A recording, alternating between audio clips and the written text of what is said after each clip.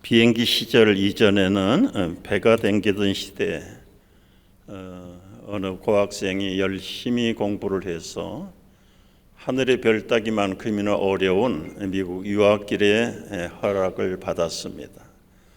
가난한 여학생, 뱃삭을 몇 년 동안 고생하면서 모았던 것 다 모아봐야 겨우 뱃삭 정도 낼 정도로 배를 타고 40일을 태평양을 건너 미국을 가는데 먹을 만한 돈을 가지고 있지를 않았. 그래서 나름대로 양식을 만들고 미숫가루를 만들고 뭐 떡을 만들고 아무리 큰 보따리를 싸가지고 갔는데 5일 지나니까 먹을 게 다 떨어져 버렸다. 돈이 없으니까 식당에는 못 가고 배에서 꼬르락 꼬르락 소리가 나는데 도저히 하루 참고 이틀 굶고 사흘 굶고 속담에 사흘 넘기는 선비가 없다고 그러잖아요. 할 수 없이 죽을 각오를 하고 선장실에 가서 노크를 했어요. 저는 여차여차 코리아의 가난한 유학생이고 이제 겨우 학비 정도 뱃삭 정도 내고 가는데 식당에 가서 먹을 돈이 없습니다. 지금까지 3일 5일 동안을 굶고 있는데 식당에서 때마다 그 맛있는 음식 냄새가 솟아나는데 도저히 견딜 수가 없습니다. 나에게 그저 배가 도착할 때까지 먹여주신다면 어떻게 해서라도 내가 몇 년이 걸려서라도 기어코 갚아줄 테니 나에게 식사권을 주십시오. 미국 선장이 껄껄거리면서 당신이 낸 뱃삭에 식권이 다 포함되어 있습니다. 그걸 모르고 열흘 동안 이상을 식당을 못 가고 굶었던 사람. 우리가 예수를 믿으면서도 예수 보혈이 어떤 능력을 가져다 주는지 모르고 믿는 사람들이 너무 많아. 조상 대대로 물 한 방울 풀 한 포기가 없는 사막 땅에 사는 우리말로 인디언들이 있다. 아메리칸 인디언들. 정말 거기에는 낮에는 여기 섭씨 45도씩 올라가는 곳이다. 전부 모래땅이다. 모래땅. 피할 곳도 없고 그런데도 조상이 주신 땅이니까 거기서 사는 거예요. 근데 어느 날 백인들 몇 사람이 찾아와서 추장을 만났어요. 어떻게 이렇게 뜨거운 태양 밑에서 풀 한 포기 물 한 방울 없는 곳에 어떻게 사십니까? 우리가 여러분들을 위해서 아름다운 주택과 살기 좋은 동네를 만들어 놓았습니다. 자손 대대로 교육시키고 병원 공짜로 가고 먹을 것 다 줄 테니까 이 땅하고 바꿉시다. 계약합시다. 청사진을 만들어서 그림으로 사진으로 다 준비된 것을 보여주고 지금 당장에 결정하기 어려우니까 일주일 동안 잘 심사숙고 생각했어. 여러분을 위해서 자자손손 후대를 위해서 이렇게 하는 것이 교육도 건강도 생활도 문화생활도 다 즐길 수 있도록 그리고 생활비를 매월 매달마다 얼마씩을 싫어할 이유가 없어요. 그래서 바꾸기로 하고 그 인디언들이 소위 말하는 인디언 보호촌 마을로 옮겨갔습니다. 그리고는 아무것도 없는 모래밭에 이상한 기계들 몇 대를 가지고 오더니 백인들이 모래밭을 파내기 시작했어요. 얼만큼 파냈는데 드디어 터졌습니다. 소위 말하는 검은 황금이라는 석유 유전이 발굴을 된 것이에요. 그게 미국의 최대 유전인 텍사스 유전입니다. 텍사스 유전. 인디언들은 수백 년, 수천 년 동안 조상들이 물려준 땅이라고 해서 그 사막에서 생명이 없는 곳에서 겨우겨우 목숨만 부지하면서 살아왔어. 땅 밑에 검은 황금이 있는지 돈이 있는지 재산이 있는지는 전혀 알 수도 없고,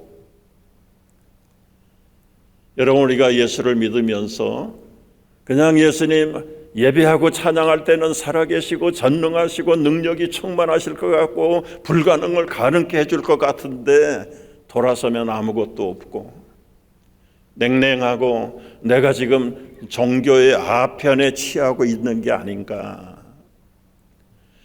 성령을 발견하지 못한 사람들은 마치 인디언들처럼, 그 배고픈 가난한 유학생처럼 그렇게 예수를 믿고 무슨 은혜가 되겠어요? 무슨 능력이 있겠습니까? 그래서 궁극적으로는 성령 세례를 받아야 될 줄로 믿습니다. 제자들도 예수님 3년 반을 24시간 같이 훈련 받았잖아요. 여러분, 우리 교회에서 하는 제자 훈련 겨우 일주일에 1시간, 길어야 2시간이에요. 2시간. 1년 해봐야 52주밖에 안 돼요. 52주도 24시간 와서 훈련 받는 거 아니에요. 그런데 제자들은 3년 6개월을 예수님과 24시간 같이 묵고 같이 생활하고 같이 훈련을 받았는데도 예수님 잡히고 죽임당하고 승천할 때는 다 빈손이에요. 빈손. 도망가고 부인하고 예수 믿지 않고. 그러나 예수님 마지막 승천하시면서 말씀하시잖아요. 너희가 예루살렘을 떠나지 말고 내가 너희에게 약속한 성령을 기다려라. 마지막 떠나시는 예수님의 그 유언과 같은 말씀을 붙들고 그들이 마가의 다락방에 120명의 제자들과 성도들이 들어가서 여인들도 젊은이들도 12제자들도 120명이 더불어 간절히 기도하는 일에 힘써 하루 이틀 사흘 나흘 닷새 엿새 일에 여들에 아흘에 열흘 10일 동안 전혀 기도에 오로지 힘쓰는데 갑자기 불같은 혀가 나타나고 급한 소리 같은 강력한 성령의 강림이 임하시는데 그들이 방언을 가슴이 터져나갈 것 같아 더 이상 이 좁은 다락방에 120명이 숨어서 갇혀 있을 수가 없는 거예요. 문을 박차고 나가서 거리로 광장으로 흩어졌던 120명의 성령 받은 성도들이 주 예수를 믿으라. 여러분이 우리가 죽인 그 예수가 메시아입니다. 메시아입니다.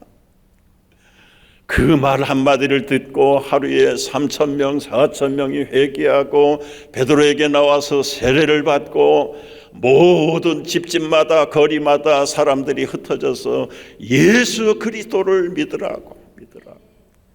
그래서 예루살렘 교회가 생기고 이 땅에 최초로 교회가 출발을 하게 된 게 예루살렘 교회의 성도들이에요.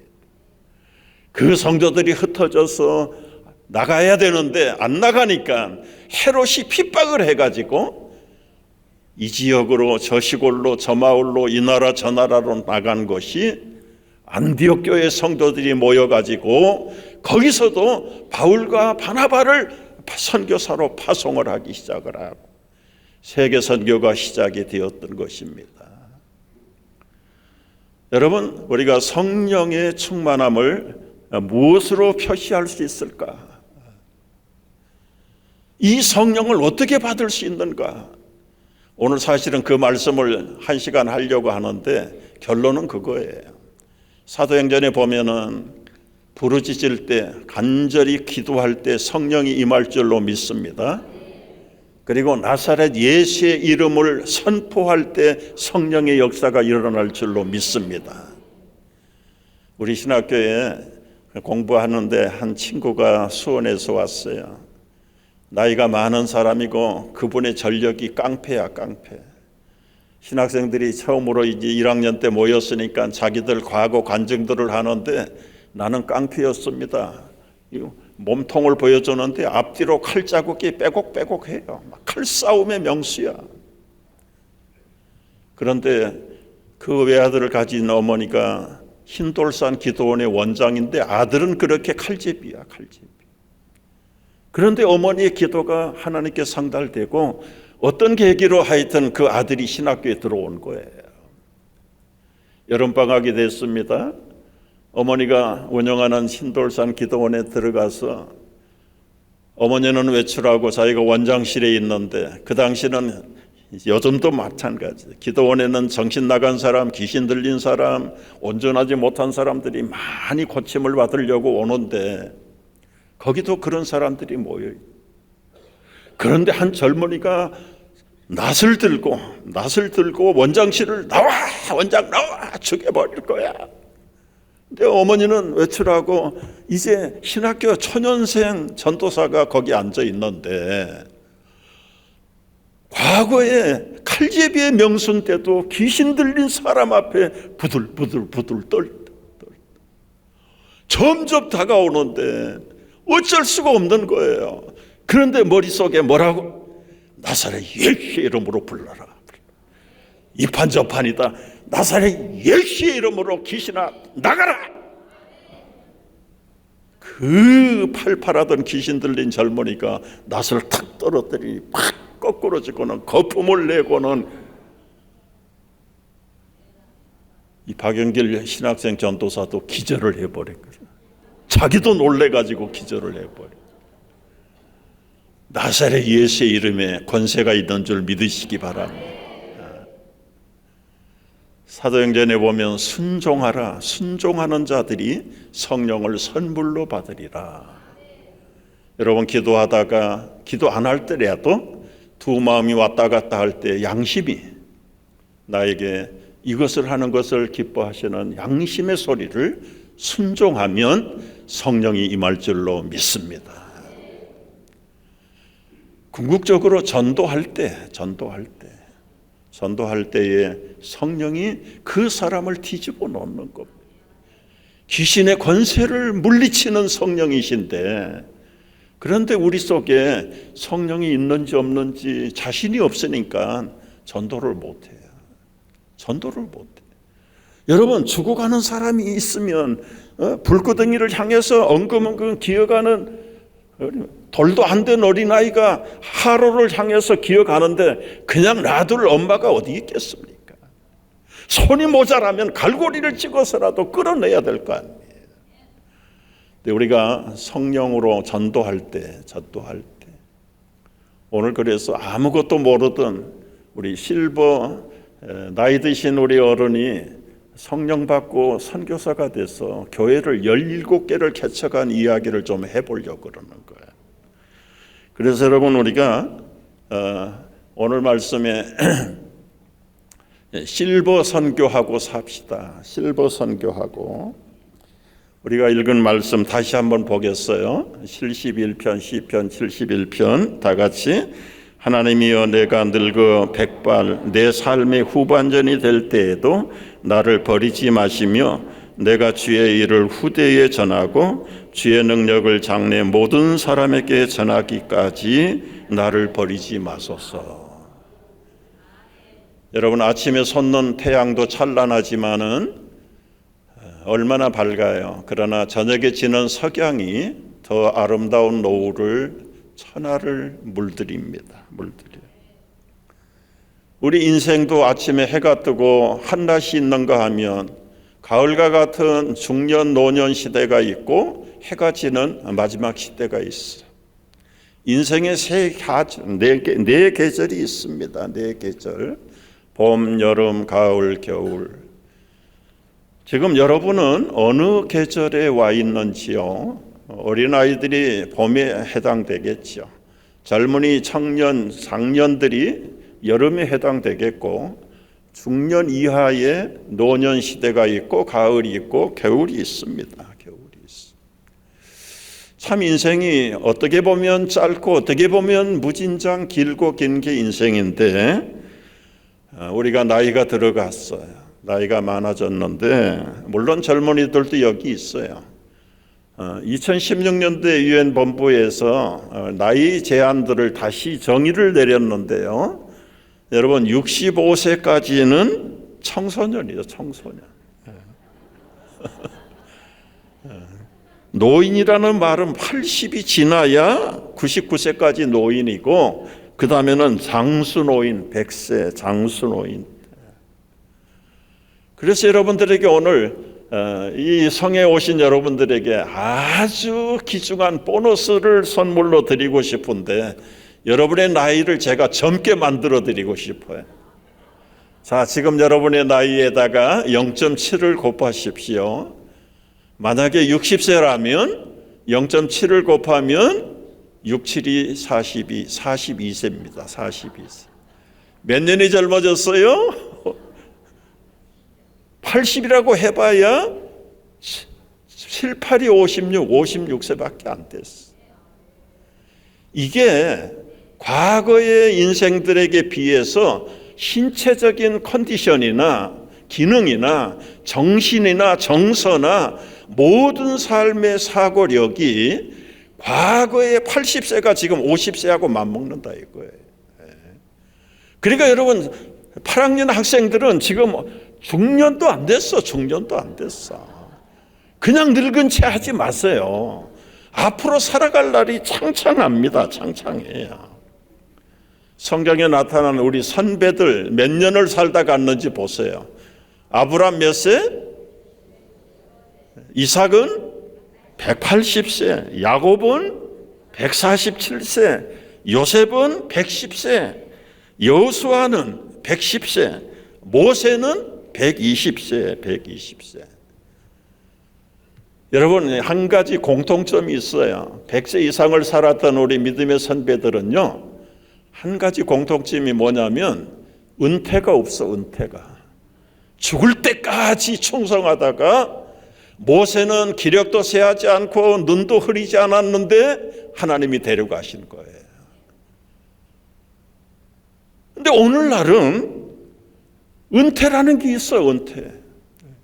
한국은 제가 찾아보니까 49세가 은퇴래요. 근데 법적으로는 60세가 은퇴고, 미국은 은퇴가 없습니다. 은퇴가 없어요. 저희 교단에 은퇴가 없어. 평생 하도록 목회돼야 돼. 결격 사유가 없는 이상은 평생 목회할 수 있다. 그래서 제가 지금 6학년 18반인데 또 담임 목사를 하고 있어요. 계산을 어떻게 되는지, 6학년 18반이 몇 살인지 계산이 됩니까? 여러분, 우리 선배들이 은퇴가 없었어요. 그러나 여러분들에게는, 한국에는 은퇴가 대부분 빨리 오더라고요. 명퇴도 있고 황퇴도 있고 뭐 여러 가지 종류의 은퇴들이 많은데, 여러분, 은퇴라는 건 사회 활동이 끝났다는 게 아니에요. 끝났다는 게 아니라 영어로는 뭐라고요? 타이어. 지금까지 자동차 타이어가 닳아가지고 새로운 자동차 바퀴를 바꾸는 것이 리타이어, 새 자동차 바퀴로 바뀌는 거야. 그러면 지금까지 은퇴하고 있는 세상 일을 끝내야 되는 게 아니라 이제부터 재출발을 하는 거예요. 재출발. 미국에는 은퇴가 없다고 그러는데 대통령은 은퇴가 있잖아요. 오바마는 55세에 은퇴했습니다. 그런데 78세 된 트럼프는 재출발이에요. 재출발.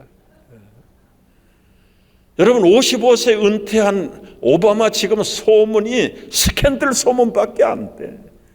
그 부부가 별거하고 있다는 소문이 파다해. 나이는 젊었는데 할 일이 없으니까 바람이나 피고 딴짓하고 있는 거예요. 그러나 78세의 트럼프 대통령은요, 여러분, 한국이 아는 그런 트럼프가 아닙니다. 제가 개인적으로는 확신하기는요, 얼마 동안 기간이 지나고 한 50년쯤 지나면 링컨 대통령보다 더 위대한 대통령으로 기록될 사람이 트럼프라고 저는 확신합니다. 확신해. 저분은 청교도들이 이루고자 하는 모든 하나님의 나라를 다시 위대하게 만들겠다는 거예요. 다른 거 없습니다. 다른 거 없어요. 그게 많은 사람들이 이해를 못하니까 그냥 지금도 데모하고 난리를 치는데 아닙니다. 여러분, 지난번 1기 대통령이 돼가지고 첫 번째 사인하고 실행한 게 뭐냐면 동성연애하는 라비스들, 백악관에 출입하는 그 동성연애 운동가들 다 쫓아내, 다 쫓아. 예산을 다 끊어버렸습니다. 금년에 2기로 취임하면서 첫 번째 한 일이 뭐냐면 군대에 55만 명의 동성애자들 쫓아내보내라. 5만 5천 명 쫓아내버렸어. 군대에서 다 명퇴시켜버렸다. 남자가 여자 돼가지고 복싱을 하는데 여자 복서하고 남자 복서하고 두들기 패가지고 내가 다 깨져. 그리고 여자야. 그게 공평합니까?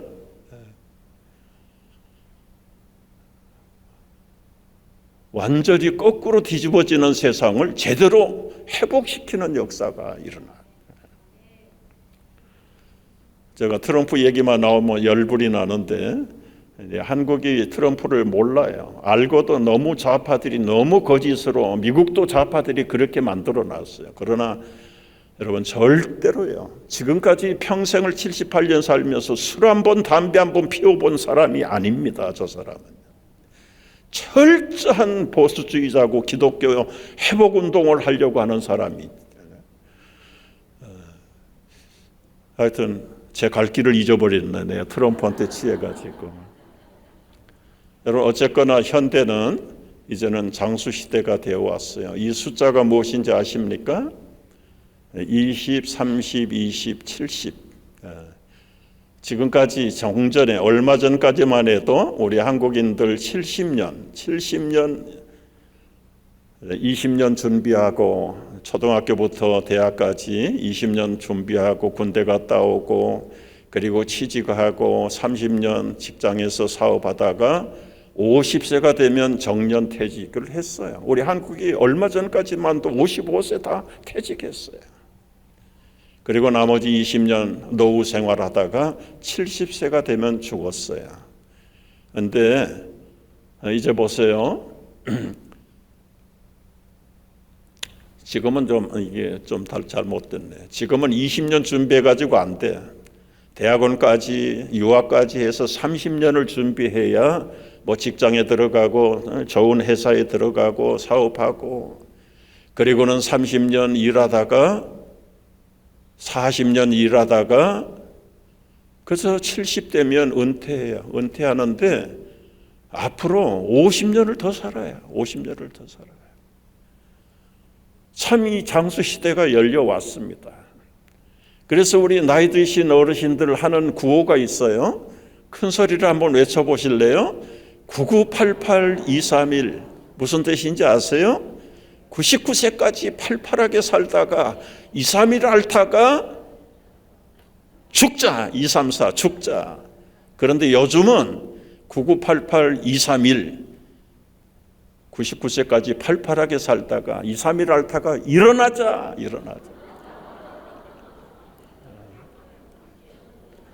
100세 시대가 왔다는 이야기입니다. 여러분 우리 한국인의 평균 수명이 여성이 88.5세, 남성이 81.8세. 언제나 어느 집안이나 여성이 장수해요. 그 원인을 아세요? 하나님이 만드실 때 남성은 흙으로 만들고 여성은 뼈다구로 만들어서 재료가 달라. 여러분 이게 평균 연령이 88.81세인데요. 물론 이 교회도 그럴 겁니다. 저희 교회도 가끔 옛날에는 장례가 많았는데 요즘은 가끔 가세요. 가끔 가신 어른들이 다 9학년 학생들이에요. 옛날에는 뭐 6학년도 있고 7학년도 있고 8학년도 있었는데 지금은 9학년들이 대부분 다. 오바마 대통령 시절에 미국의 장수촌을 찾았어요. 장수촌을 찾았는데 뉴저지 버겐 카운티라는 데가 미국의 장수촌이 됐어요. 그런데 그 버겐 카운티에는 75%가 코리안이 사는 동네예요. 도대체 아메리칸 코리안들이 뭘 먹고 그렇게 장수를 하는가? 하버드 보건연구소가 주관이 돼가지고 철저하게 다 관찰하고 조사를 했는데 여러 가지 특징들이 있는데 그 중에 하나가 이 한국 분들은 발효된 음식을 먹는다. 기본적으로 발효된 된장, 간장, 고추장, 김치도 푹 발효를 시켜가지고 먹고 신김치 좋아하고 그리고는 채식을 주로 하고 부지런하고 열심으로 운동하고 그게 그냥 미국에 이 뜻 있는 사람들에게 전파돼 가지고요. 미세스 오바마 대통령이 그때 감동을 받고 김치 전도사가 됐어요. 김치 전도사.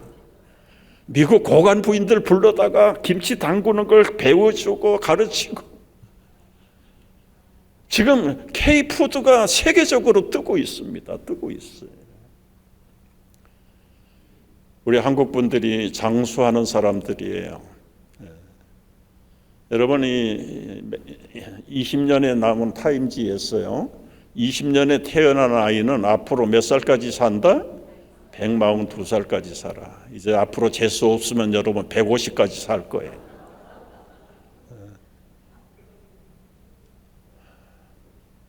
지금부터 한 102년 전, 이제 1905년도니까요. 우리 한국인의 평균 수명 보세요. 너무 비참하잖아요. 남자는 22.6세, 여자는 24.4세. 그러니까 우리 증조부 할머니, 할아버지들 몇 살에 장가가고 시집 갔어요? 저희 할아버지 13살에 장가들. 저희 할머니 14살에 시집 오시고. 20만 되면 벌써 늙어서 죽으니까 그동안이라도 빨리 손자 손녀를 낳아야 된다는 것. 이조시대 27명의 임금들 평균 연령이 42살입니다. 정조가 86세까지 살았기 때문에 40대까지 평균이 나오는데 정조 빼버리면 35세밖에 안 됩니다.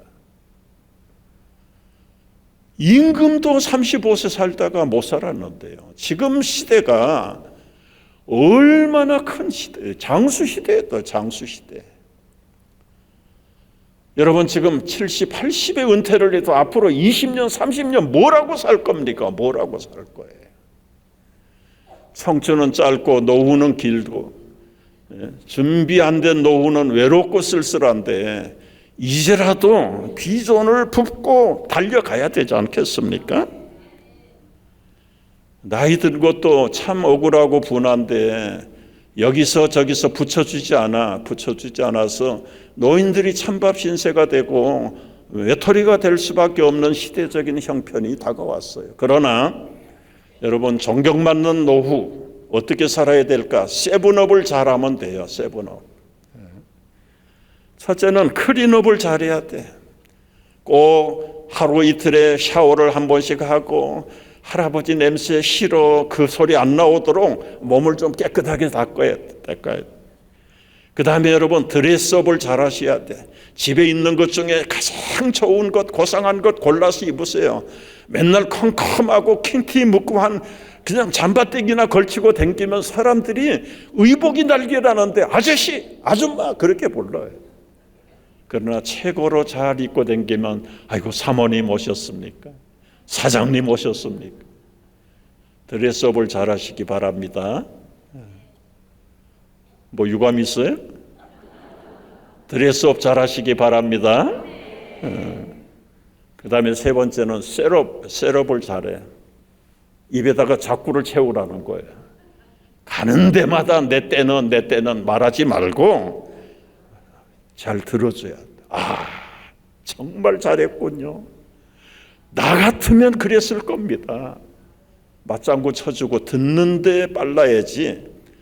우리 나이 드신 분들의 장기는 한 번 발동 걸렸다고 그러면 과거에 다 지나간 얘기하느라고 정신이 없어. 슬슬 다 도망갑니다. 다 도망가버려. 네 번째는 쇼업을 잘 하셔요. 쇼업은 무슨 모임이든지 예배든 기도회든 소그룹이든 구역 공부든 여러분 무슨 하여튼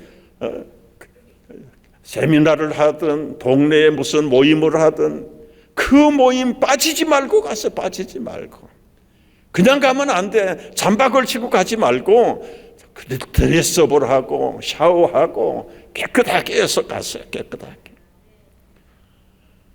모임에 가면 배우기도 하고 도전도 받고 내가 잘못된 걸 고치기도 하고 생각이 젊어지고 미래적이고 과거 지향적인 것이 아니고 사람이 바뀌는 거예요.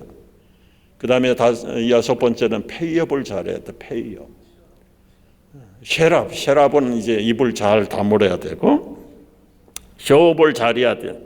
모든 모임에 잘 참가하고 이제 치열업. 당신이 최고네요. 나도 그렇게 하면 얼마나 좋을까요? 칭찬해주고 격려해주고 잘한다고 박수 쳐주고 젊은 것들이 그래가지고는 쫓김 받습니다.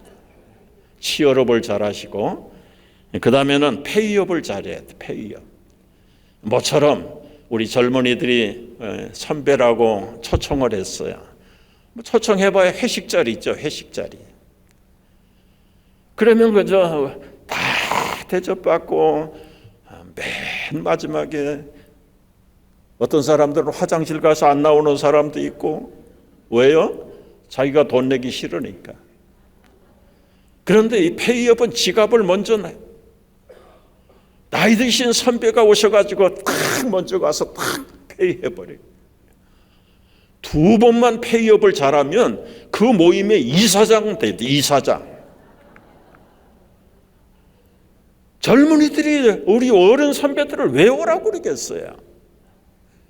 와봐야 맨날 꼰대 소리나 할 텐데 그런 분들 그거 듣겠다고 오라고 하는 거 아니거든요. 사실은 뭔가 좀 후원을 받고 지도를 받고 격려를 받고 싶어서 모신 건데 한 번, 두 번 먹고 입 딱 닦고 있으면 그 다음에 안 부릅니다. 안 불러요. 두 번만 가서 페이해 보세요. 아, 선배님, 우리 모임의 이사장이 되어 주십시오. 우리 모임의 리더가 되어 주십시오.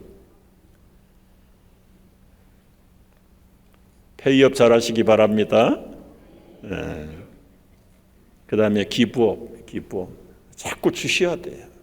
큰 거든 작은 거든 뭔가를 조그만 봉지라도 하나 싸다가 우리 권사님들 계속해서 젊은 집사들에게도 줘야 돼. 뭘 받으려고 하지 말고 자꾸 줘야 돼. 그래서 인생이 끝이 좋아야 합니다, 여러분. 크림과 달걀은 오래되면 냄새나요. 그러나 20년 넘은 자동차는 폐차됩니다. 그런데 치즈나 포도주는 오래 삭히면 삭힐수록 그 맛이 오히려 진품이 되어져요. 사람도 젊은 시절보다는 노년에 더 행복해야 될 줄로 믿습니다. 그런데 리타이어 하신 여러분들 지금 어떻게 지내세요? 이분들은 방황하고 있습니까? 표류하고 항해하고 있습니까? 제가 서울의 어느 공원 사진 올릴까 하다가 사실은 나이 드신 분들 너무 좀 비참하게 느껴질까 봐 그저 조그만 사진 올리는 거예요. 마을마다 동네마다 시마다 할 일이 없는 노인들이 어르신들이 모여가지고 하루 종일 우두커니 오라는 데도 없고 갈 데도 없고 환영하는 데도 없고 그냥 표류하고 있는 거예요. 표류. 여러분 사는 것이 아니. 우리 어르신들 하나같이 하는 말이 있어요. 표류는 한 자리에 배가 얹혀가지고 움직이지 못하는 게 표류예요. 그 자리에 주저앉아 있는 거예요.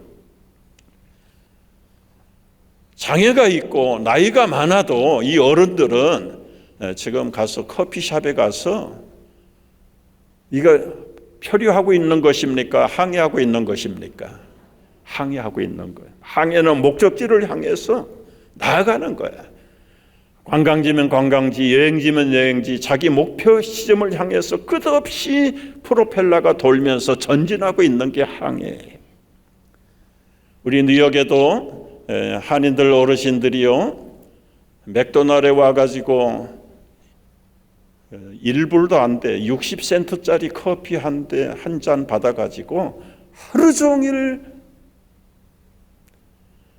여러분 맥도날드를 운영하는 업주 입장에서 볼 때는 한국 노인들이 와가지고 테이블을 다 차지하고 있으니까 다른 고객들이 들어올 자리가 없어. 거기다가 매상 올려주는 것도 아니야. 1불도 안 팔아줘. 그러니까 업주 입장에서는 이건 너무 속이 타는 거예요. 그래서 좀 자리를 비켜달라. 길어야 2시간, 3시간 이상은 앉아 있을 수 없다. 말을 안 들어요. 나중에는 매니저가 막 마루 닦다가 신경질이 나니까 밀어내다가 서로 폭력 사건이 일어나고 미국의 사회적인 문제가 됐습니다. 저 맥도날드 결국 없어졌어요. 그래서 제가 생각했어요. 우리 어르신들이 할 일이 없으니까, 오라는 데가 없으니까, 갈 데가 없으니까 어느 공원에 모여가지고, 여러분 이 어른들은 그래도 동네라도 청소를 하고, 이분들은 항의합니까? 표류하고 있습니까? 뭔가를 움직여야지. 직장은 못 가고 사업은 은퇴를 했다 치더라도 이제는 실업자가 아니고 갈 데가 없는 불청객이 아니라 일을 만들어야 돼.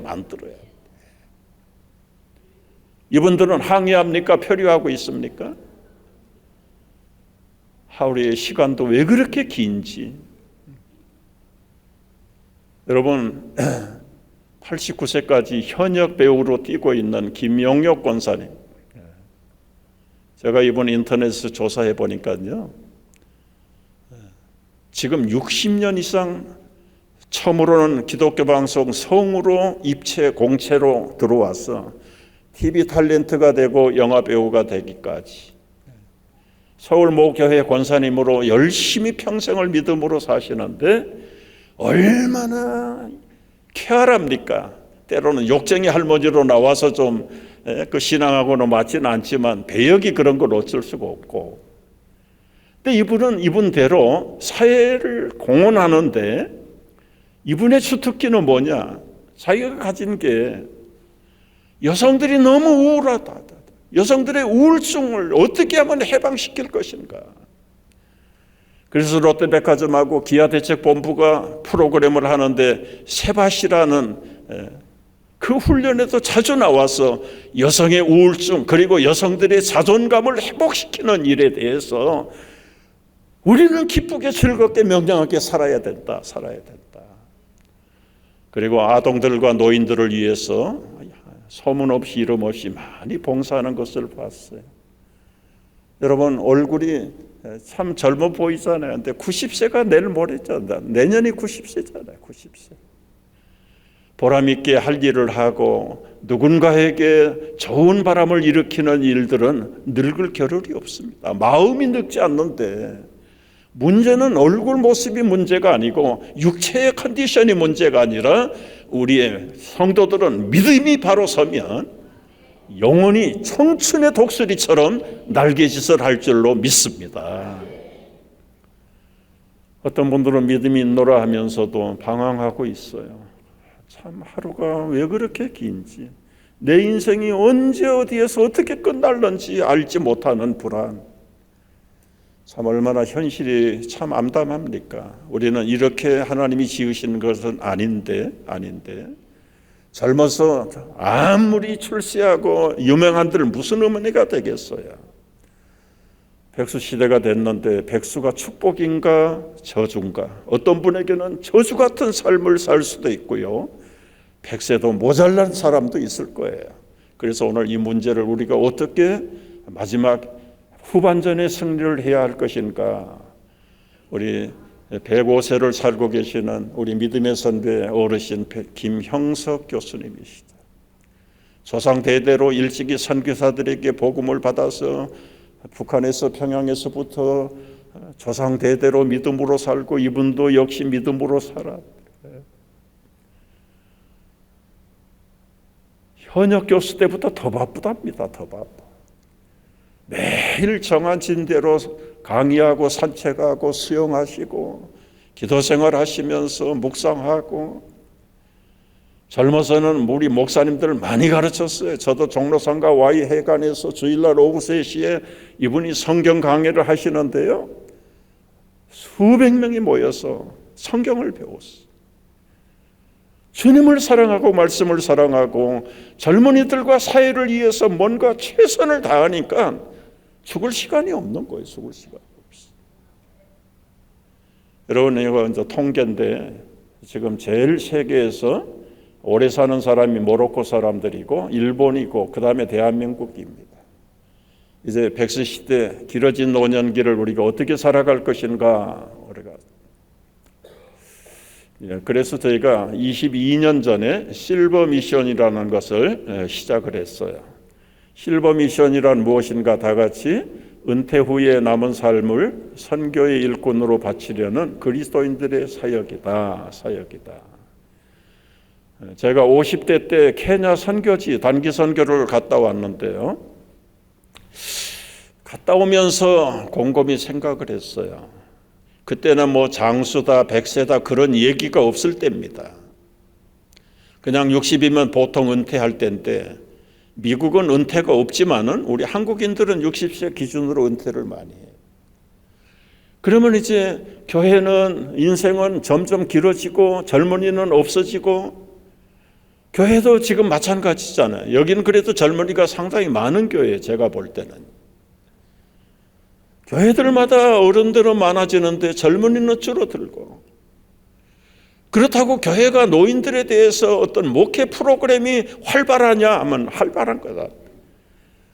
사회에서도 은퇴하고 직장에서도 사업도 은퇴를 했는데 교회에서도 은퇴 직분자라고 그래가지고는 그냥 1년에 일주일에 고작 해야 상록수 대학이나 한번 하고 끝나는 겁니다. 여러분, 일주일의 시간에 주일날 아니 토요일날이면 상록수 대학 하는 2시간이 얼마나 차지합니까? 그 2시간은 반짝 재미있고 좋지만 그 나머지 98%의 시간이 할 일이 없다. 할 일이. 교회 인적 자원은 전부 시니어인데, 나이 드신 어르신들인데. 그래서 제가 기도하다가 옳지, 우리 실버 선교를 우리가 운영을 해야 돼. 그래서 이런 현실적인 목회에 교회마다 직면하고 있는 현상의 문제들을 편지로 썼어요. 목사님들에게, 뉴욕에 있는 목사님들에게 한 50통 보냈어요. 50통. 목회자, 어른들에 대한 목회 프로그램 여기 있습니다. 우리 같이 고민합시다. 그리고 같이 시작합시다. 근데 목사님들 모이라고 해도 잘 안 모여요. 그런데 17번, 23분이 오셨어요. 그날. 다 당신의 목회 발등에 떨어진 불을 끄겠다는데 공감대를 일으켜서 와서 시작한 게 실버 미션인데요. 그 실버 미션이라는 것은 남은 은퇴 삶의 남은 답.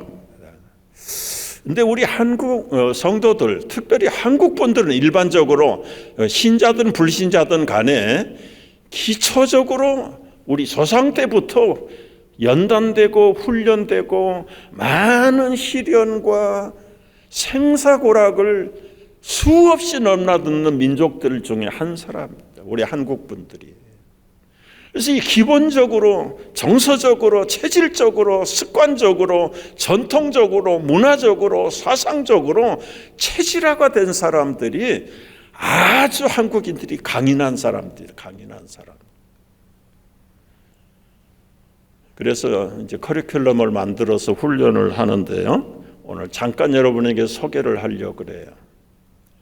우리 한국 교회와 실버 선교를 당연히 해야 될 필요성이 뭔가, 왜 우리가 실버 선교를 해야 되느냐.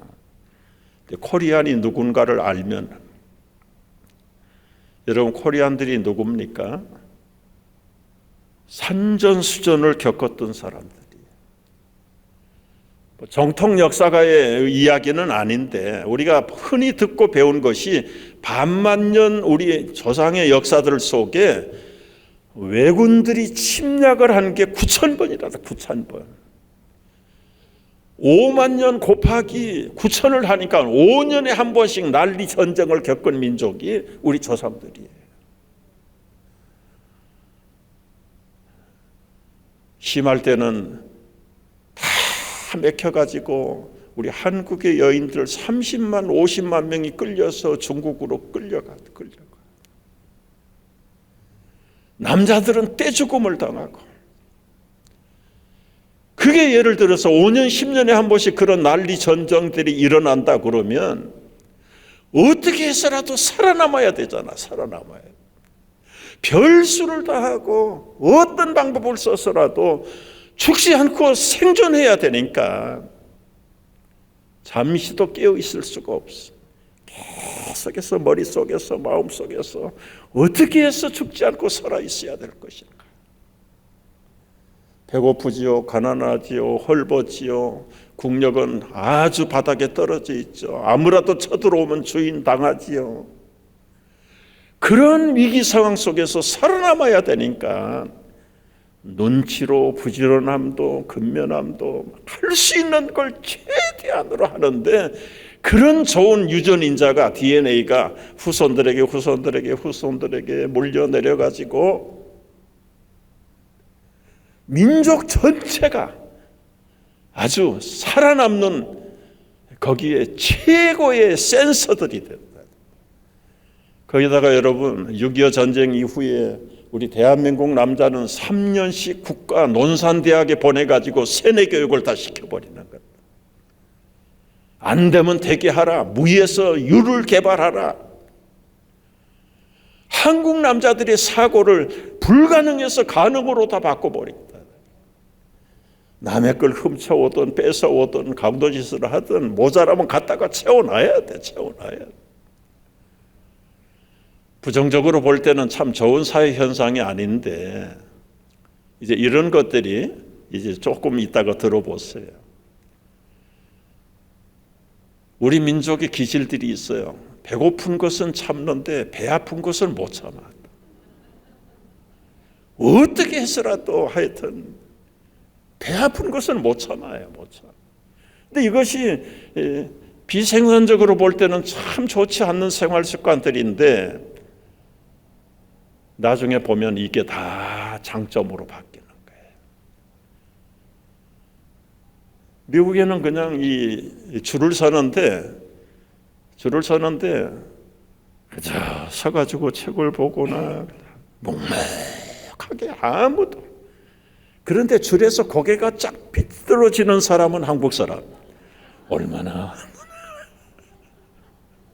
못 기다려요. 막 성질이 빨리빨리 안 하면 그냥 화가 터질 것 같아. 그래서 이 한국에 들어와 있는 외국 이주 노동자들도 빨리빨리부터 배운다. 빨리빨리. 이 빨리빨리 배 아픈 근성, 그리고는 산전수전을 겪었던 시련을 극복할 수 있는 처세, 이게 오늘 현대의 1등 국가를 만드는 동력이 된 겁니다. 거기다가 여러분, 난 놓고 기억자 몰론, 우리 이승만 대통령이 감옥에서 서원하고 내가 이 나라를 섬길 수 있다면 모든 백성들에게 성경을 다 익히도록 하겠습니다. 그래서 9.4일생으로 살아나가지고 나중에 초대 대통령이 됐는데 성경을 찍어가지고 다 나눠줬는데 글을 읽을 사람이 87%가 문맹이에요. 문맹. 글을 못 읽어 한국 사람들이에요. 그래서 초등학교 만들고 야학을 만들고 한글방 공부방을 만들어가지고 다 글씨를 가르쳐서 성경을 읽게 하고, 어디를 가든지 목사님을 만나게 하기 위해서 경찰서 가면 경목이 있고, 교도소 가면 교목이 있고, 병원에 가면 원목이 있고, 직장에 가면 사목이 있고, 학교에는 교목이 있고, 가는 데마다 목사님들을 만들어. 그래서는 그가 한성 감옥에서 서운한 대로 내가 100만 영혼들을 구원받도록 만들고 기독교 국가를 만들겠습니다. 하나님 앞에 서운해가지고 한성 감옥의 장질부사의 열병에서 구사일생으로 하나님의 은혜로 살아나온 사람이 이승만 대통령. 그때부터 우리 한국 사람들이 한글을 배우고 성경을 읽고, 그리고는 글을 모르는 사람이 없는데 지금 세계에서 98% 해독, 문해율 98% 민족은 단연 한국밖에 없어. 한국밖에. 거의 100%가 다 글을 읽어요. 미국은 67%밖에 안 됩니다. 그건 다민족들이 있어가지고 영어가 서투르니까 그런 통계가 나올 수밖에 없는 건데, 어쨌거나 우리 한국의 교육열이 세계 최고입니다. 최고죠. IQ가 세계 최고입니다. 여러분, 홍콩은 도시국가이기 때문에 국가로 넣지 않는데요. 홍콩이 123, 한국 민족이 122예요. 유대인들은 96등밖에 안 돼요.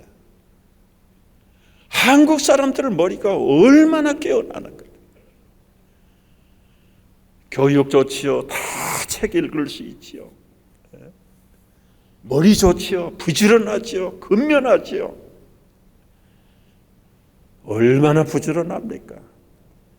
미국에 이민 갔던 우리 한국 분들이 처음에는 다 이제 야채 가게, 채소 가게, 뭐 구멍가게 그런 걸로 시작을 했는데, 그거 하기 전에 누가 그걸 했느냐면 유대인들이 그런 걸 했어요.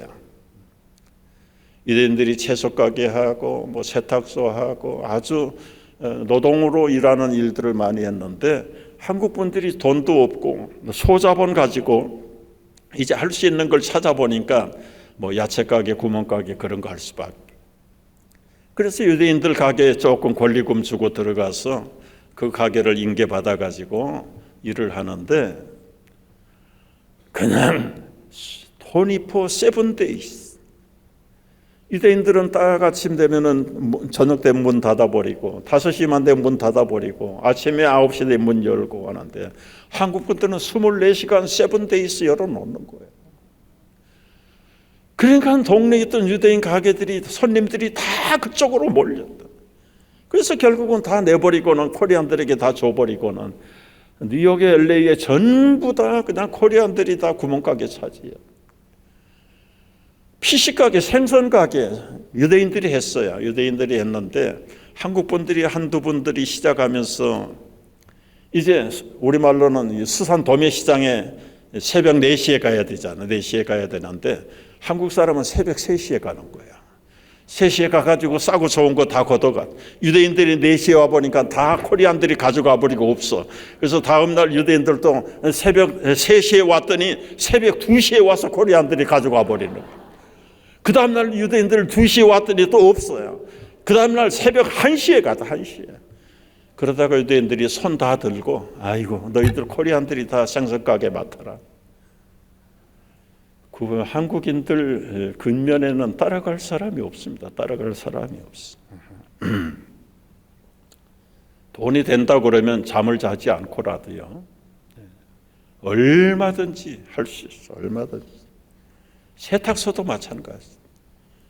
우리 일세 이민자들이 이제는 다 이제 리타이어 세대에 들어섰습니다. 들어섰는데 그 기질들이 남아 있어.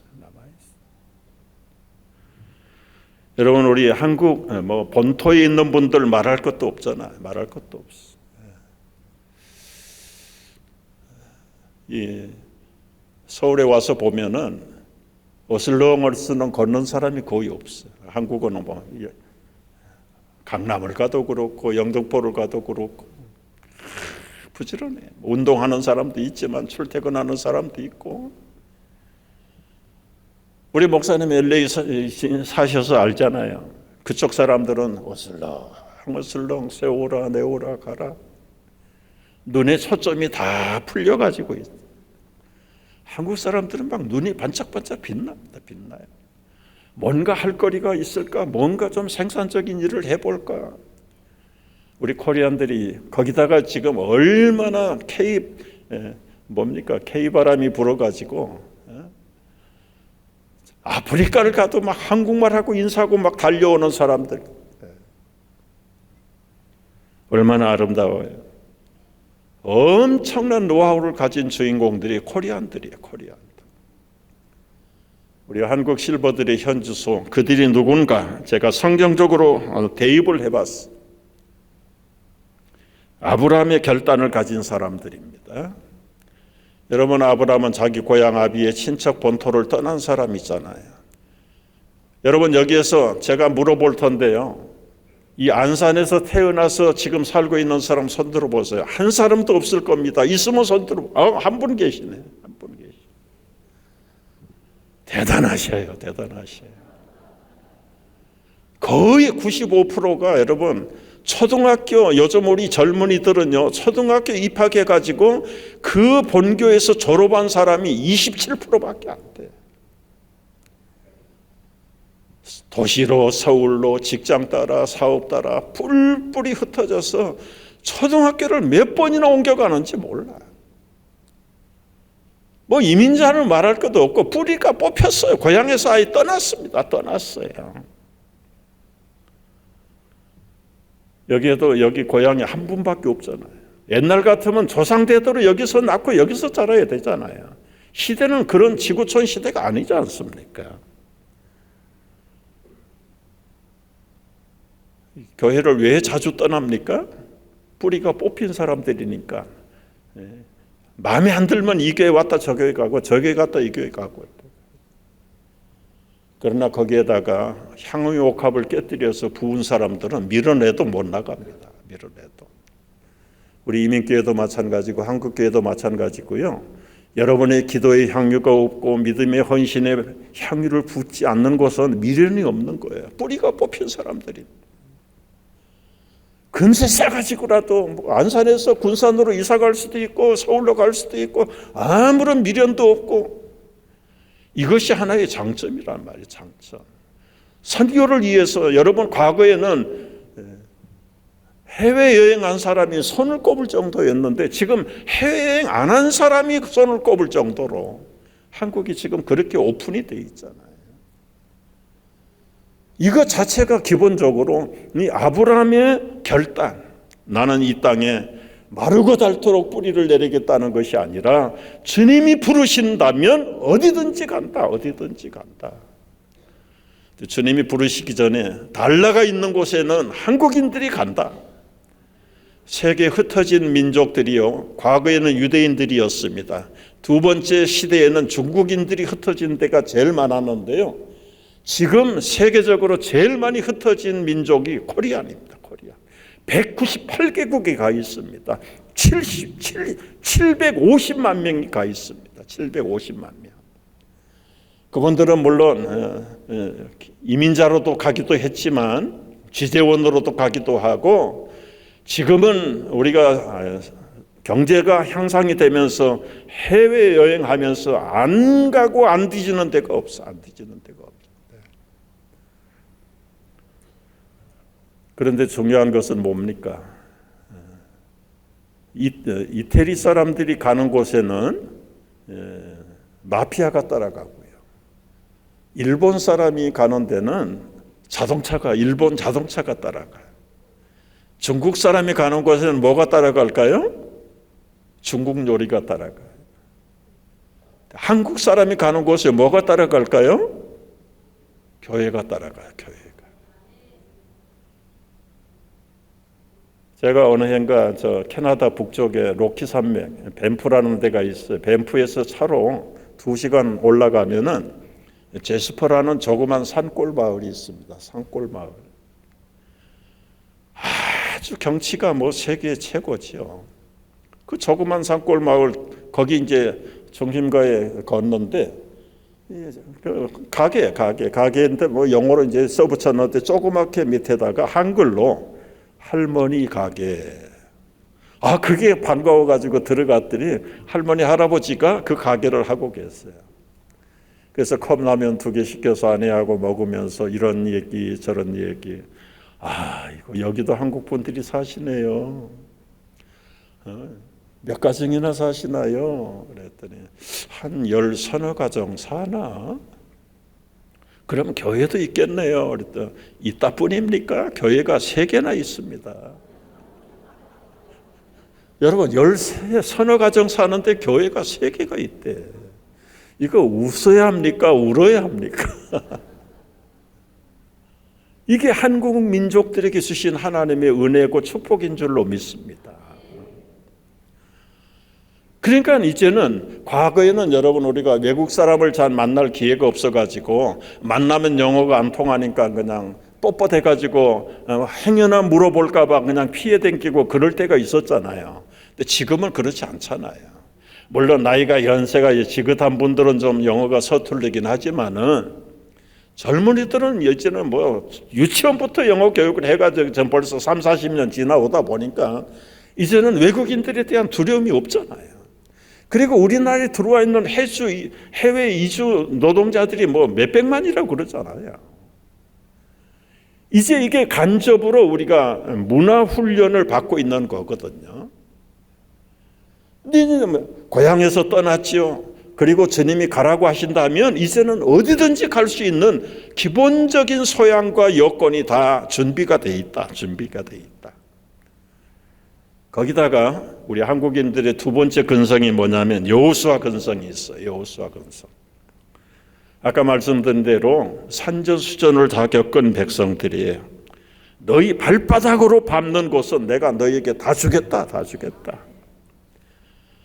우리는 맨주먹 둘로 메고 와서 무작정 상경해가지고 도시로 가서, 그리고 안산으로 와서 또 우리의 삶을 새로 개척하고 살아갈 수 있어요.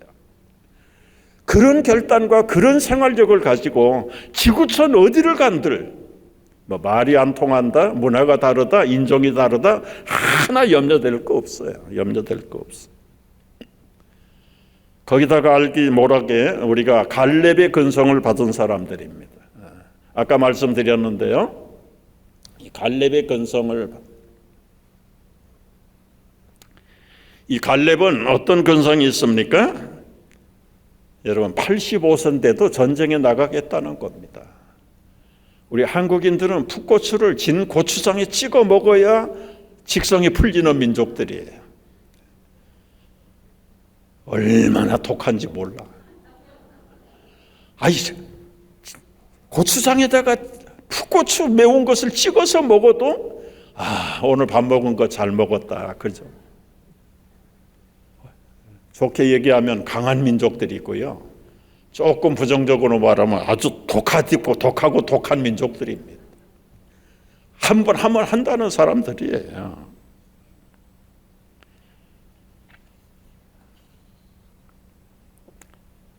우리는 준비된 선교사입니다. 특별히 교회 생활에서 지금 이 연세에 이를 때까지 엄청난 준비를 해온 사람들이에요. 교회 처음 오면 새가족반 공부부터 시작하죠. 새가족반 공부가 끝나면 2단계, 3단계, 4단계로 이어집니다. 그 다음에 교구나 무슨 성모임이나 소그룹으로 배정이 됩니다.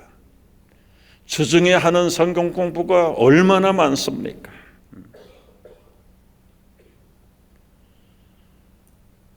기도면 기도, 공부면 공부, 안 해보는 게 없어. 여러분은 느낄는지 못 느낄는지 모르지만요, 제가 언젠가 멕시코 선교사님이 그 멕시코 목사님들 한 200명, 250명 모아놓고 3달 동안 훈련시킨대요. 그래서 일주일만 시간 내서 와서 성경을 가르쳐달라. 그래서 갔어요. 250명 멕시코 목사님들이 모였어. 거기서 먹고 자면서 아침 새벽 기도부터 시작해서 아침 먹고 오전 공부하고, 점심 먹고 오후 공부하고, 오후에 공부하고, 또 저녁에 공부하고요. 그 250명 멕시코의 목사님들이 모였는데 성경을 한 번도 읽어본지 않은 사람이 90%예요. 90%. 그런데 어떻게 목사로 세우는지 알 수가 없어요. 성경을 읽었다고 하는 나머지 5% 목사님들에게 물어봤어요. 여러분 11조가 뭔지 아십니까? 몰라요. 그러니까 5% 성경을 읽었다고 해도 읽지 않은 거나 다름없어. 훈련이 제대로 안 돼 있어요. 우리 교회 집사님, 장로님 가서 한번 신앙 강의하고 간증하면 그 목사님들 교수한다, 교수. 여러분 교회에서 알게 모르게 훈련하고 배우고 연습한 그 성경 공부, 기도회면 기도회, 기도회가 한두 개입니까? 금식기도, 통성기도, 짝기도, 릴레이기도, 아침기도, 수요일기도, 밤기도, 철야기도, 심야기도, 작정기도, 소원기도, 간구기도, 성령 대망회, 수를 셀 수 없을 만큼 시간마다 가정에서, 교회에서, 그리고는 연합회에서 우리는 기도로 훈련을 받은 사람들이. 여러분, 이 한국에서 이 멕시코나 중남미까지는 가기가 어려우니까 이제 아시아로 많이 가잖아요. 이 아시아에 지금 우리 실버 선교사들이 많이 나가 있습니다. 많이 나가 있는데, 저희가 실버 선교학교를 할 때 우리 서울의 정동 감리교회 장로님이 이시영 장로님인데 유엔 본부 대사를 지나신 분인데요. 뉴욕에 계실 때 우리 실버 모임에 와서 훈련 받으셨어요. 그리고는 이분이 귀국해가지고 한국에다가 시니어들 선교회를 만들었어. 시니어 코리아. 이게 벌써 15년 됐는데요. 전국에 그냥 다 퍼졌습니다. 그래서 거기서 훈련받고 지금 아시아로 나간 실버 선교사들이 수천 명이요. 얼마나 놀라운 일이 벌어지는지요. 여러분, 노후에 할 일 없어서 하루가 저주 같은 그런 삶을 살겠습니까? 정말 우리가 젊었을 때 아골골짝 빈들에도 복음 들고 가오리다 눈물을 흘리면서 각오하고 선언하면서 찬양하면서 맹세했는데, 연세가 들었다고 할 일이 없다고 아무것도 못하고 하나님께 손들고 그렇게 눈물을 흘리고 기도했던 일을 수행하지 못한다면 우리 인생이 얼마나 헛스러워요. 얼마나 허무합니까? 얼마나 보람된 일이 있음에도 불구하고. 여러분, 오늘 개점으로 해서 이제 우리 목사님들이 잘 준비를 해서 훈련하면 여러분 일당백을 감당하는 실버 선교사들이 될 줄로 믿습니다. 선교지 이야기 잠시 하고 이제 기도하고 싶은데요.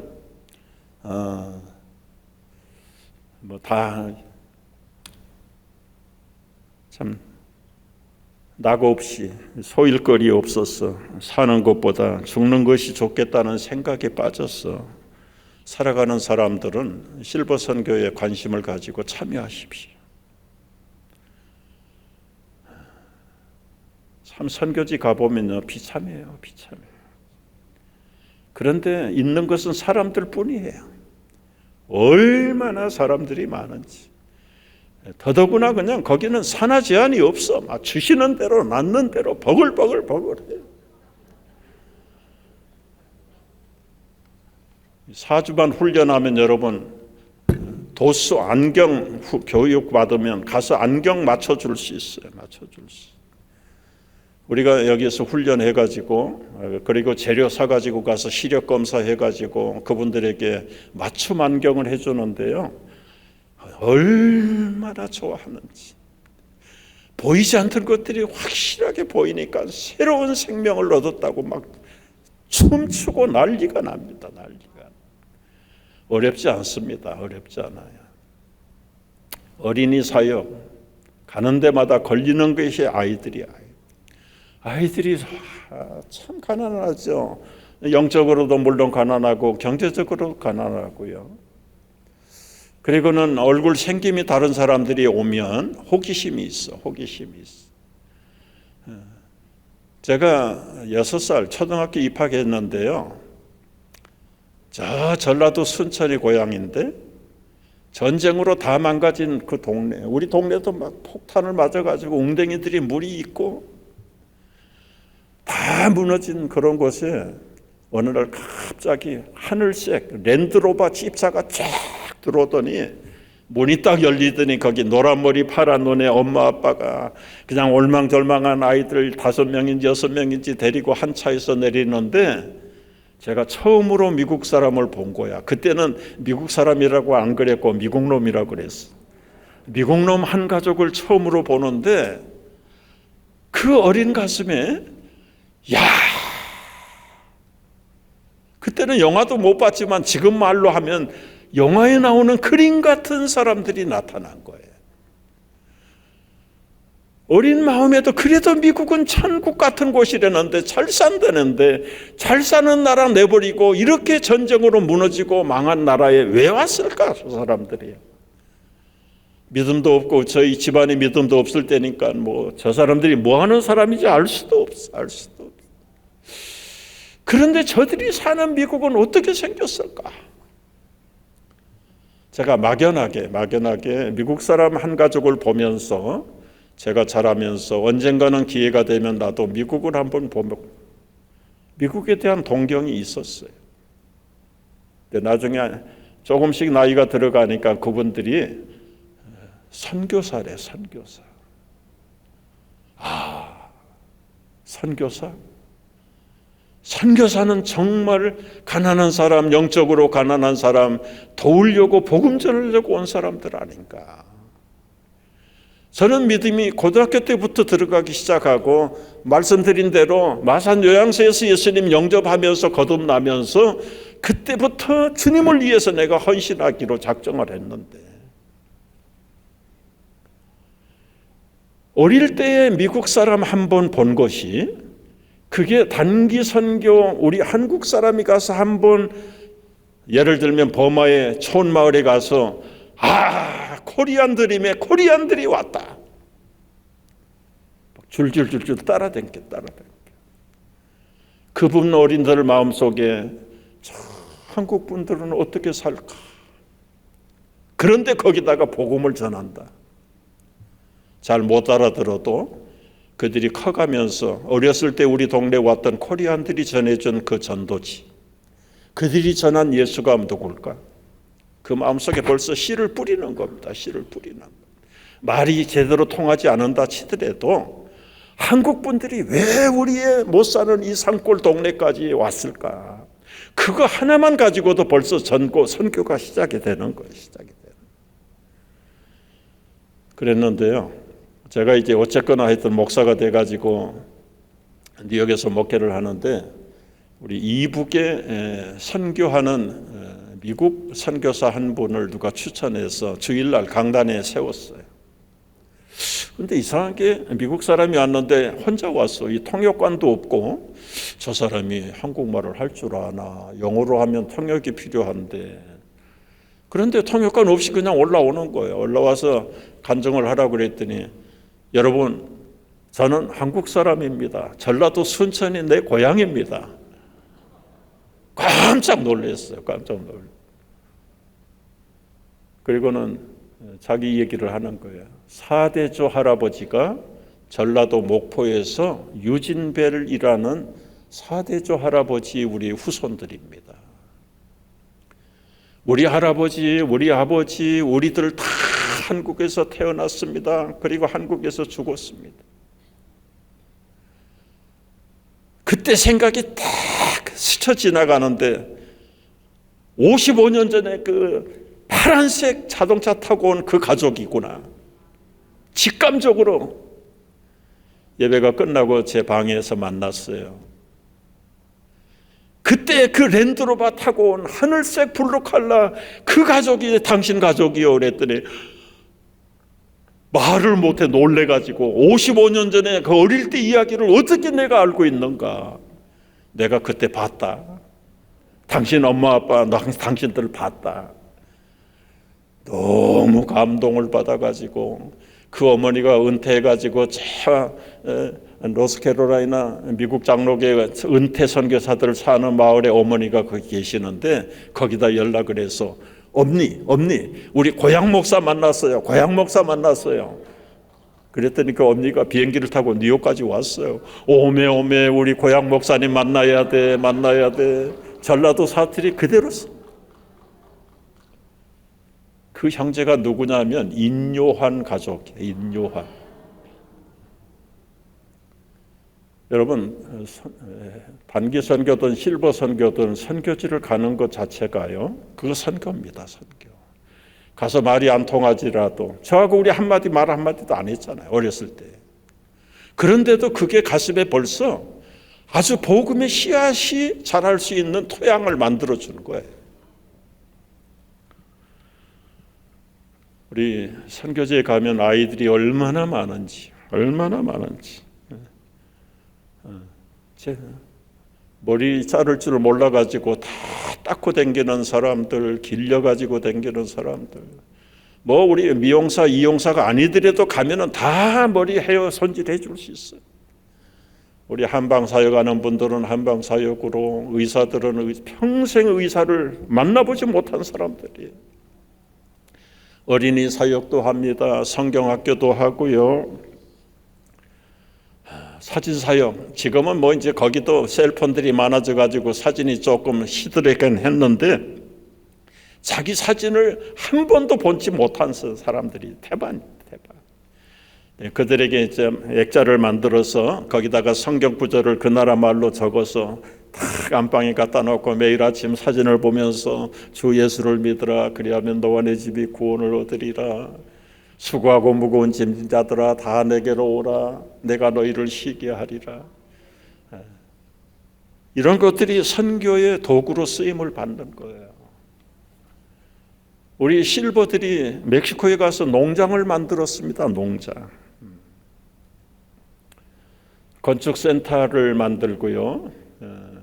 가서 교회를 지어주기도 하고, 단기 선교 사역자들이 지금 아마 줄잡아 연인은 지금 한 1000여 명이 그동안 20년 동안 왔다 갔다 했다. 여러분, 이제 우리 실버 선교사 파송을 했는데 이런 삶을 한번 들어보세요. 이분은요, 대구의 아주 큰 대지주 가수원의 외아들이에요. 외아들. 서울에 유학을 와서 경복 중고등학교를 나오고 고려대학의 대학원까지 졸업을 하고요. ROTC 1기 장교로 훈련을 받고 제대를 하고 한국의 굴지의 무역회사의 뉴욕 본부장으로 갔어요. 그리고 일정한 기간 근무를 하고는 뉴욕에 그냥 체류하면서 이민자가 됐어요. 그런데 어려서부터 자기 집안에서 농사하는 걸 어깨너머로 본 거죠. 어깨너머로 보고 선교사가 되기로 결단한 것도 이거는 정말 기적이에요. 기적.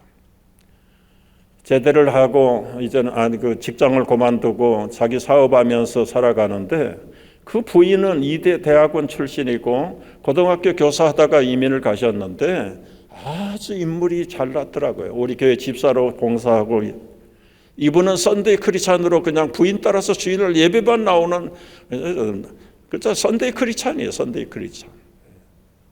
그런데 어느 날 아내가 맨하탄에 출근을 했다가 돌아오지 않았습니다. 교통사고로 세상 떠났어요. 말 한마디 빠이빠이 한마디도 없이 그냥 가버렸어요. 60대 초반인 이분이 세상이 깜깜해졌어요. 스스로 삶을 포기할 수는 없고 자동차를 몰고 방황하기 시작했어요. 뉴욕의 동부에서 운전대를 잡고 저 캘리포니아 서부까지 일주일 동안 운전하고 가야 됩니다. 마일리지 속도기가 끝까지 붙도록 밟아가지고 불의의 사고로 뒤집어져서 자기는 죽었으면 좋겠다는 거예요. 스스로 목숨을 끊을 수 있을 용기는 없고, 그러나 죽음이 그렇게 쉽게 되는 건 아니잖아요. 2년, 3년을 그렇게 방황하면서 어느 주일날 자기 부인 생각이 나니까 교회를 왔어. 부인하고 같이 앉았던 자리에 앉아가지고 예배를 드리는데, 뭐 사실은 아내 생각 때문에 온 거지. 근데 그날 강구했어. 여러분, 실버 선교학교가 개강합니다. 제2기에 신청하십시오. 노후를 어떻게 보내실 겁니까? 그 소리를 듣는데 가슴이 귀가 확 열려가지고 하나님이 자기를 부르는 소리. 그래서 실버 선교학교에 와서 2기로 훈련을 받고 단기 선교를 갔어.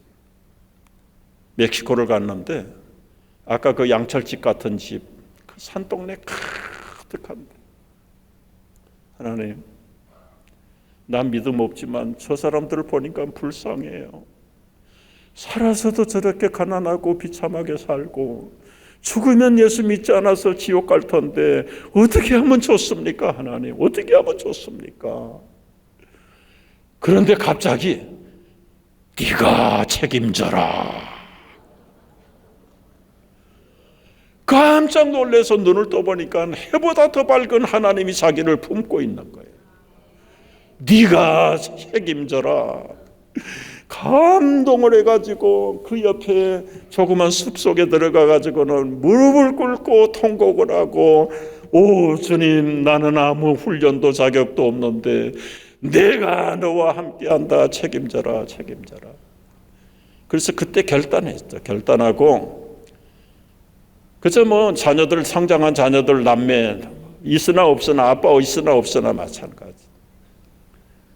그냥 갔어. 그 친구들 4사람하고 가가지고 아까 그 실버 농장을 자기가 어려서 눈여보러 봤던 농사 짓는 일을 큰 밭을 빌려가지고 임대해가지고 거기다가 이제 채소를 갖고서 채소에서 나오는 수익금을 가지고 이제 동네 다니면서 개척을, 교회를, 사람들을 불러 모으고, 꼬리안이 왔으니까 막 사람들이 막 따라댕겨. 근데 말이 안 통해. 스페니시 말이 안 통하는데도 손짓발짓 해가면서, 우리 한국 사람들이 눈치가 있고 머리가 빠르잖아요. 그 신학교를 찾아가서 내가 이 사람들을 모아놨으니까 목회자를 한 사람 보내주세요. 그래서 원주민 목회자를 그리고는 채소 팔아가지고 나온 돈 가지고 그 목사님들 사례비를 후원해 주는 거예요. 그러면 그 교회가 하나 생겨요. 그래서 은혜를 받고 거듭나고, 그러면 동네 사람들이 자기 밭을 내가지고 교회당을 짓기 시작하고 그런 일들을 해요. 끝없는 채소밭에, 이것도 본인이 그렇게 노동하는 거 아니에요. 그 마을 사람들 일당 줘가면서 농사시키는 거죠. 농사시켜요. 아무래도 이 머리가 좀 떨어지고 그리고 생활력이 약한 사람들이기 때문에 한국 사람들은 눈치가 굳어있는 데다가 머리가 영리하잖아요. 그리고 사업의 수단도 알잖아요. 그래서 큰 농장을 해서 거기에서 교회를 개척하는데 하나 하고 2개 하고 3개 하고, 참 가는 데마다 사람들이야, 사람들. 그저 날씨가 거기는 더운 데니까 해가 안 비치도록 그냥 텐트 하나만 치면, 의자만 갖다 놓으면 교회가 되는 거예요. 아무 데라도. 보십시오. 이게 다 그냥 야외에서 모였다. 야외에서. 그러다가 이제 땅을 내놓고 기초를 파고, 그러면 이제 또 뉴욕에 돌아와서 건축원금을 모금해가지고 와서 도와주고, 그래서 그들로 하여금 교회를 자립할 수 있도록 만들고, 참 얼마나 놀라운지 몰라요. 가는 데마다, 거기다가 봄, 가을로 우리 단기 선교사들이 가서 또 지원을 하지요. 예배당을 지어가는 과정이. 이분 얘기 잠깐 하고 우리 또 케냐 이야기 좀 할게요. 한국말을 하는 사람이 한 사람도 없어요. 한 사람도. 오로지 혼자잖아요. 그러니까 또 고향 생각도 나고 집 생각도 나니까, 나이는 지금 거의 70이 넘어서 80이 가까운 나이인데 이제는 다 정리하고 돌아가야 되겠다. 내가 이 무 팔아가지고 비행기표를 사야 되겠다. 마음으로 작정을 하고 그 다음날 이제 채소 팔러 가려고 일어났는데 보니까 옆집에 타조를 기르는 농장에 문이 열려가지고 타조가 수백 마리가 와서 그 채소를 다 뜯어먹어버렸다. 아, 이게 하나님이 못 가게 하시는 사인이구나. 그래서 또 마음을 가다듬고 또 거기서 한 2, 3년 하다가 또 고향 생각나고 외로우니까 이번이야말로 이제 농기구를 다 처분해가지고 비행기표를 사야 되겠다. 그리고 작정해서 봤더니 도선생께서 농기구를 다 가져가 버리고 없어요. 그래서 아예 오는 걸 포기했다. 하나님이 한 번 막으시고 두 번 막으시는데 내가 하나님하고 대립했다가는 내가 큰일 나겠다. 그래서 마지막까지 나는 여기다가 내 인생을 바치겠습니다. 그런데요, 어느 주유소에서 누구를 만나기로 해서 차를 대놓고 기다리는데 약속 시간인데도 안 나오는 거예요.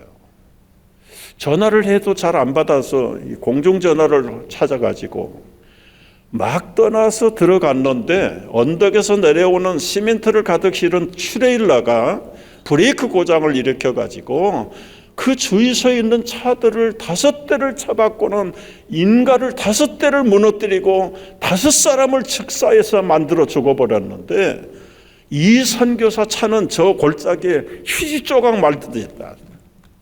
30초 천에 벗어났는데 30초만 늦었으면 끝날 사람인데 얼마나 하나님이 눈동자처럼 보호하시는지요.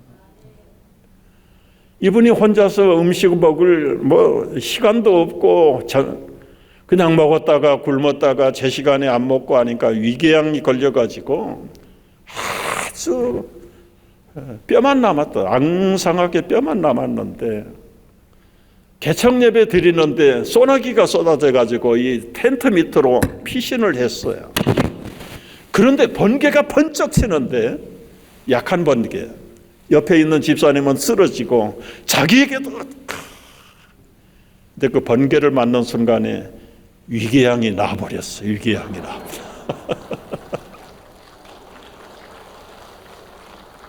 여러분, 성령의 충만이 어디에서 나타나는가? 복음 전하고 선교하는 사람, 전도하는 사람에게 성령이 나타날 줄로 믿습니다. 이따가 나올 겁니다. 스페니시 말 한마디도 못하는데 한국말로 그 병자들을 위해서 기도하는데 병이 나아요. 병이. 케냐에 여러분 그 인디안 추장입니다. 저 뒤에 집은 소똥집이에요. 소똥집. 모래밭에 진흙이 없어. 그래서 소똥 한 집에 한 200마리씩 기르니까 하루에 소똥이 얼마나 많이 나옵니까? 그걸 갖다가 쌀이나무 갖다가 엉켜 해가지고는 소똥 발라가지고 이제 미장을 하고 해가 뜨거우니까 증발해서 냄새 안 나요. 제가 소똥집에서 한 일주일을 잡았는데요. 괜찮아요. 그런데 이분은 60대 초반에 우리 희무 장로님이셨어요. 그 아프리카 케냐를 무작정 찾아갔어요. 찾아가서 그들과 더불어서 살아가면서 그분들에게 처음부터 복음 얘기하지 않았습니다. 저 노인정 만들어주고 회당 만들어주고 그리고는 쉴터를 만들어주고 소똥집에 저 초현대식 건물이 생긴 거지. 포크레인 한 대 사다가 동네 마을 만들고 밭을 만들어주고 길을 닦아주고 참 아픈 데 있으면 치료해주고 22년째 지금 저러고 있는 거예요. 그런데 대대로 무슬림을 믿는 사람들이에요. 추장은 허락하는데 그 위에 있는 높은 사람들이 알면은 혼이 나는 거예요. 그래서 복음을 전하지 못하다가 그냥 돕기만 해요. 돕기만 하고 그러다가 저 아내 되는 장선교사가 심장마비로 세상을 떠났어요. 근데 케냐의 아프리카 사람들도 장례를 하면 자기가 난 고향으로 간답니다. 고향으로. 근데 이 뉴욕에서 온 코리안 선교사도 이제 자기 시신을 뉴욕으로 옮겨가겠지. 근데 뉴욕으로 간 게 아니라 화장을 해가지고 그 동네에다가 묻었어. 거기에 사람들이 충격을 받은 거야. 야, 저 코리아노들이 우리를 죽도록 죽어서도 사랑하는구나. 그때부터 상부에서 누가 명령을 하거나 말거나 추장이 찾아와서 추장 아들, 딸들을 다 맡기는 거예요. 우리 아들, 딸들 목사를 만들들 선교사를 만들들 당신이 좀 키워주세요. 그래서 그 목사가 2사람이나 나왔어요. 그 딸도, 추장의 딸도 지금 도시 한국 크리스찬 학교에 보내가지고 히잡 다 베끼고 지금 머지않아 이제 대학 가는데, 대학 가면 아마 신학교 또 갈 거예요. 아내가 묻혀 있는 곳에 자기 남편 선교사 가 무덤을 하나 만들어 놨어. 나도 죽으면 여기에 묻힙니다. 마을 사람들이 온전하게 신뢰해요. 여러분, 빠구다 공원에서 동네 노인정에서 할 일이 없어가지고 세워라 내워라 이놈의 세월이 왜 이렇게 기노? 그게 우리 권사님들이 할 일입니까? 그게 우리 은퇴 장로님 집사님들이 해야 될 일입니까? 죽을 때까지 복음 전하다가 주님 기뻐하는 일을 하다가 가야 되지 않겠습니까? 지금 우리 한국은 준비된 나라예요. 준비된 나라. 말씀드린 대로 한류바람이 세계 구석구석에 강력하게 불어요. 옛날에는 아메리칸 드림이었는데 지금은 코리안 드림이다. 코리안 드림. 여러분, 그냥 아무것도 준비 없이 선교지 외국에 가기만 해도 저 사람들이 왜 왔는지 알기만 하면 그 나라 말로 된 전도지 한 장씩만 나눠줘도 하나님의 나라가 그 땅에 일어날 줄로 믿으시기 바랍니다. 우리 봄에 가을에 계속해서 우리 실버 선교학교를 하는데 이제 39기가 지난 월요일날 끝났어요. 한 1000여 명이 훈련받고 지금 한 12나라에 종신 선교사로 나간 사람들이 실버 선교사들이 있어요. 이분들은 그 땅에 뼈를 묻을 사람들이에요. 여러분, 우리가 집에서만 죽어야 호상입니까? 주님 나라 복음 전하다가 가는 게 천상이잖아요. 천상. 우리의 유교의 모든 전통, 습관, 가치관을 깨버려야 돼. 그래서 언젠가는 공자가 죽어야 나라가 산다는 그런 책도 나올지다. 우리는 이름 없이 빛 없이 아골골짝 빈들이라도 예수 복음 전하다가 우리는 주님의 품에 안길 사람들인 것을 확실히 믿습니다. 우리가 얼마나 많이 서야겠어요. 우리 권사님 한 분이 전도왕 장로님이 와서 전도 집회를 하는데 감동을 받고 나중에 다 일어나서 우리 서약합시다. 내 일생에 50사람 전도할 사람 손 드세요. 500명 전도할 사람 손 드세요. 이 권사님은 2000명 전도한다고 손을 들었는데 아침에 해 뜨기 전에 출근했다가 해 지고 나서 퇴근하는데 언제 전도하라고 할 시간이 없다. 기도할 때마다 너는 기도만 해놓고 지키지 않는 비겁자야. 기도가 막혀버려. 2000명은커녕 2사람도 전도를 못하는데 내가 권사라고 어떻게 기도를 하겠습니까? 하나님. 그러다가 단기 선교를 갔어. 단기 선교 나가가지고 하루 2000명에게 전도하고 단숨에 하나님 앞에 약속했던 걸 그냥 풀어버리고 자기가 날아갈 것 같다. 여러분, 우리 목사님이 이제 잘 준비하셔가지고 실버 단기 선교 보내십시오. 분당의 샘물교회 교인들은 목숨을 바치면서도 그 후에 그 교회가 망했을 것 같습니까? 선교를 완전히 끝냈을 것 같습니까? 믿지 않던 그 선교자의 어머니가 그 아들이 하나님 나라 갔다는 걸 듣고 자기 스스로 와서 회개하고 세례받고 지금 자기도 선교사 가겠다고. 그래서 천국에서 우리 아들 만나야 된다고 그러고.